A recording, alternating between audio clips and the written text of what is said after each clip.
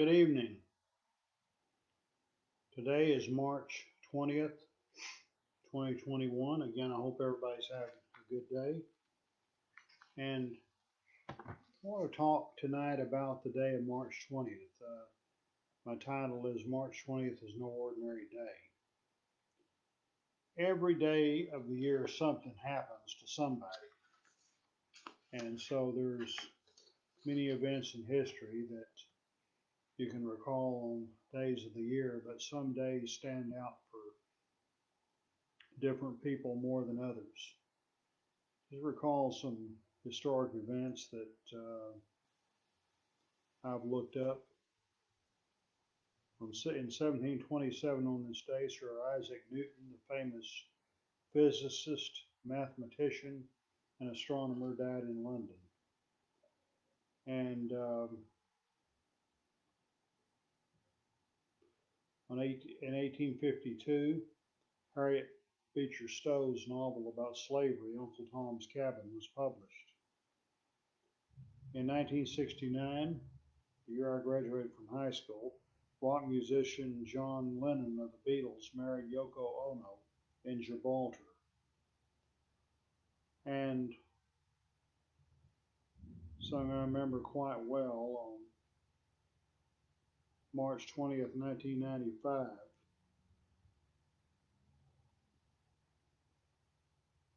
a doomsday apocalyptic movement um, known as, get their name exactly right, Aum Shinrikyo, they released some poison gas on a Tokyo subway system, and several people died as a result of that. I haven't studied that movement in detail, but I know they're a very eclectic movement that bring a lot of different traditions together, and they're very much into conspiracy theories. The founder, Ashara, he saw dark conspiracies everywhere, promulgated by Jews, Freemasons, the Dutch, the British royal family, and rival Japanese religions. And it's interesting that occurred in 1995, just less than a month before the Oklahoma City bombing. And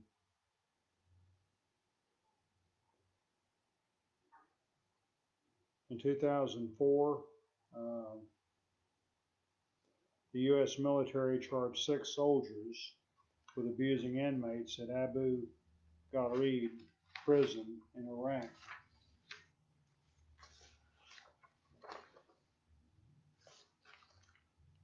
In 2015, it was an interesting day. That was 6 years ago today. It was the first eclipse of 2015, March 20th, total solar eclipse. There were 4 eclipses that year, the minimum number to take place in a calendar year. But the solar eclipse occurred on the same day as the vernal equinox, the beginning of spring. And a total solar eclipse coinciding with northern hemisphere spring equinox, southern hemisphere autumnal equinox hasn't happened since 1662. Won't happen again until March 20th, 2034. And so that was quite a significant day.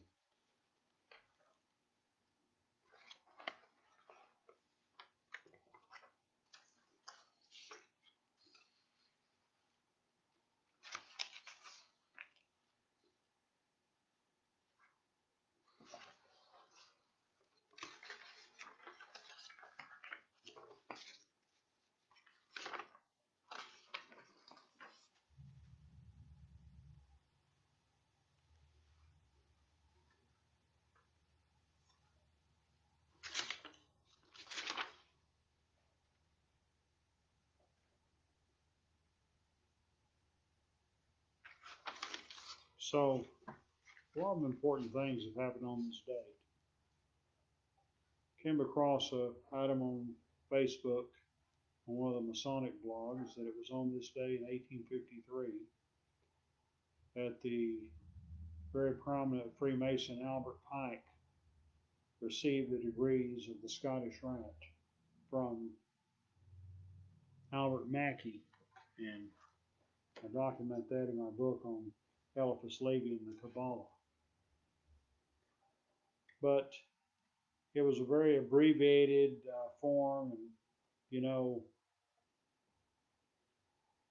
people are sometimes overwhelmed with things. Well, Pike was underwhelmed, was very dissatisfied with what he experienced, and thus he devoted many years of his life and much hard work in revising the degrees to give them much more of a esoteric type slant to them.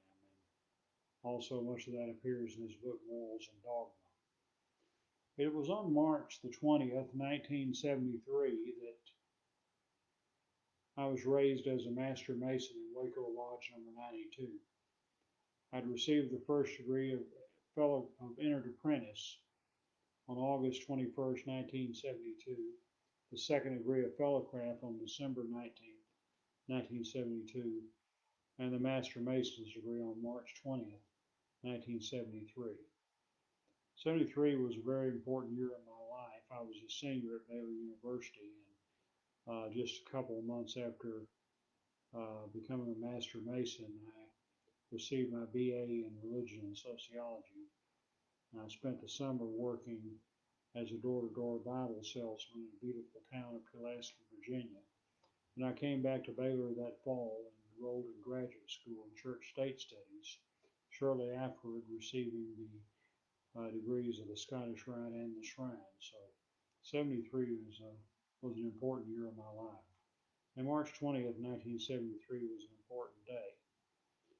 Fast forward 20 years, I remember March 20th, 1993 very well, because on that date, that was on a Saturday, and I was involved with the Waco Ministerial Alliance at the time. I was teaching at Paul Quinn College, which had moved to Dallas 3 years earlier, and I was working on my PhD at Baylor.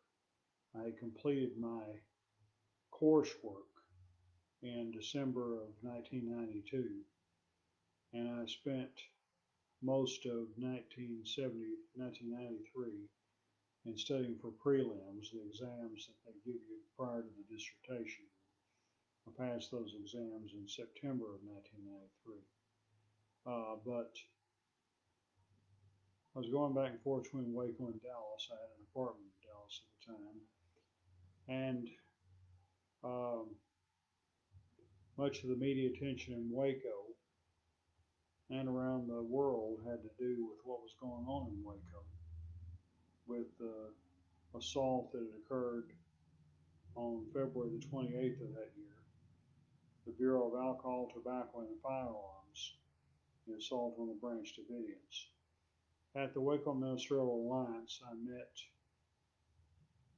Larry Gwynn, who was then the pastor of the Seventh-day Adventist Church in Waco, and I visited there a few times.